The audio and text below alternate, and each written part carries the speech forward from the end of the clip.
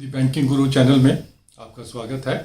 Corona की वजह से बहुत सारे हमारे व्यूअर्स के कैश फ्लोज में दिक्कत आ रही है। कुछ लोगों की नौकरीज नहीं रही, कईयों को इंक्रीमेंट्स नहीं मिले, lot of issues are there, जिसकी वजह से उनके जो कैश फ्लोज हैं वो प्रॉपर नहीं हो पा रहे हैं एंड इन टर्न उनका ईएमआई डिफ़ॉल्ट होने के चांसेस बन गए हैं। तो हम आज का वीडियो इसी टॉपिक पर बनाएंगे कि आप अगर सोचते हैं कि आपके कैश फ्लो स्ट्रेस्ड हैं और आपके ईएमआईज डिफ़ॉल्ट हो सकते हैं, तो डिफ़ॉल्ट होने से पहले हम क्या क्या अल्टरनेटिव्स कर सकते हैं।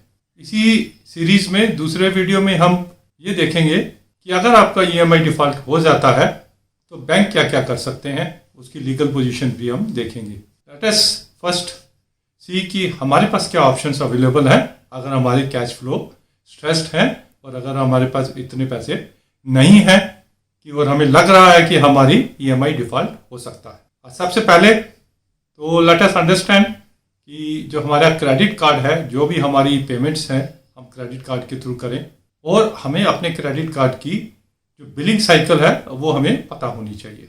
से अगर हमारी बिलिंग साइकिल क्रेडिट कार्ड की 20th ऑफ एवरी मंथ है तो जो 20th के बाद हम जितनी परचेजेस करेंगे उसमें हमें 50 डेज का क्रेडिट मिल जाता है। मीनिंग देयर बाई कि मैक्सिमम अपनी परचेजेस 20th के बाद से 21st से लेकर 25th तक करें so that we get a 50 days credit in that way. कुछ हद तक हम अपना कैश फ्लो जो है जो स्ट्रेस्ड है 50 दिन के लिए हम उसको मैनेज कर सकते हैं। नो द सेकंड इज कि अगर हमें लग रहा है कि हमारा कैश फ्लो स्ट्रेस्ड है, हमारी ईएमआई डिफ़ॉल्ट हो सकती है, डिफ़ॉल्ट होने से पहले what we can do is अगर हमारे पास कुछ गोल्ड अवेलेबल है तो किसी भी बैंक के पास जाके हम गोल्ड लोन ले सकते हैं। गोल्ड लोन का rate of interest home loan के रेट से थोड़ा सा ज़्यादा होता है। नेक्स्ट इन प्रायोरिटी इज कि अगर हमारे पास कुछ शेयर्स पड़े हुए हैं या एलआईसी पॉलिसी है तो एलआईसी पॉलिसी के सरेंडर वैल्यू के बराबर हम उसको लोन ले सकते हैं, या हमारा जो सैलरी स्लिप दिखा के हम उसमें पर्सनल लोन भी ले सकते हैं। लेकिन इसी प्रायोरिटी में है सबसे पहले गोल्ड लोन, उसके बाद लोन्स अगेंस्ट शेयर्स या लोन अगेंस्ट प्रॉपर्टी। अगर वो भी नहीं है तो then we should go for our personal loan. अपनी सैलरी स्लिप दिखा के हम पर्सनल लोन ले सकते हैं, लेकिन पर्सनल लोन का रेट थोड़ा सा ज़्यादा होता है। These are the types of additional loans which we can take और अपना कैश फ्लो हम इम्प्रूव कर सकते हैं। लेट अस प्रिज्यूम कि ये सभी ऑप्शंस हमारे पास अवेलेबल नहीं है, तो फिर हमारे पास क्या ऑप्शन अवेलेबल है। Then the next option is अगर हमने 20 साल के लिए लोन लिया हुआ है होम लोन और बैंक्स जो है मैक्सिमम 25 साल या 30 साल तक लोन देते हैं, तो हम बैंक्स को रिक्वेस्ट कर सकते हैं कि हमारे लोन का टेन्योर बढ़ा दिया जाए। लेकिन ये सब तभी पॉसिबल है जब अभी आपने डिफ़ॉल्ट नहीं किया है। इन एडवांस में हमें जाके बैंक से रिक्वेस्ट करनी पड़ेगी, उससे हमारा लोन टेन्योर बढ़ने से जो हमारी ईएमआई है वो रिड्यूस हो जाएगी। सेकंड जो हम कर सकते हैं कि डिफ़ॉल्ट करने से पहले हम बैंक को कह सकते हैं कि हमारा जो है इनिशियल पीरियड में हमारी ईएमआई कम कर दो और थोड़ा सा आगे लास्ट के पीरियड में उसको ईएमआई को उसमें शिफ्ट कर सकते हैं। These are the things which we can do before actually we default on the EMIs. Now let us presume कि ये सारी चीज़ें भी हमारे पास अवेलेबल नहीं है और एक्चुअल में डिफ़ॉल्ट हो गया। हमारी फर्स्ट ईएमआई अगर डिफ़ॉल्ट हो जाती है तो what are the things available. जैसे हमें मालूम है कि रिजर्व बैंक ऑफ इंडिया ने, फाइनेंस मिनिस्ट्री ने कोविड की वजह से लोन रीपेमेंट रीस्ट्रक्चरिंग के लिए हमें अलाउ किया था और वो 2 साल का पीरियड अवेलेबल था। कुछ लोगों ने उसको अवेल किया, कुछ लोगों ने अवेल नहीं किया।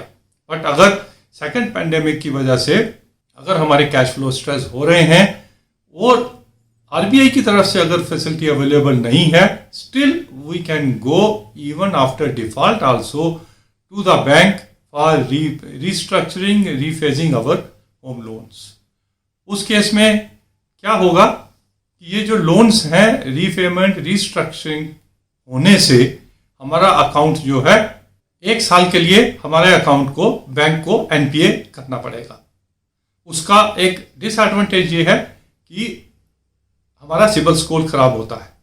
बट इससे बेटर है कि बैंक हमारी प्रॉपर्टीज को सेल पे लगा दे। उससे अच्छा है कि थोड़ा बहुत सिबिल स्कोर खराब हो, लेकिन हमें बैंक्स का प्रॉपर वे में उसको अपने लोन को रिस्ट्रक्चर करवा लेना चाहिए। Now the last resort which is available to us is कि हमारा डिफॉल्ट हो गया, रीपेमेंट रिस्ट्रक्चरिंग भी नहीं हुई और हमारी जो प्रॉपर्टी है हमें बैंक जो है उसको सेल पे लगा रहा है।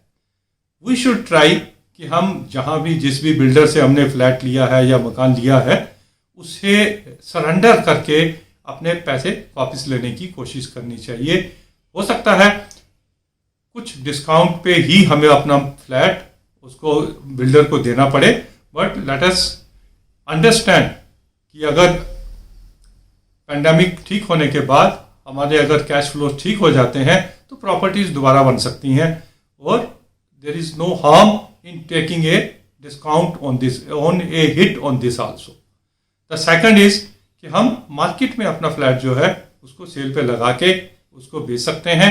ये तभी हमें करना चाहिए जब हमें ये सारे ऑप्शंस अवेल करने के बाद कुछ भी नहीं बन पा रहा और हमें फ्यूचर में भी दिख रहा है नियर फ्यूचर में हमारे कैश फ्लो इंप्रूव होने वाले नहीं है, तो then it is better to sell your property and clear banks loan.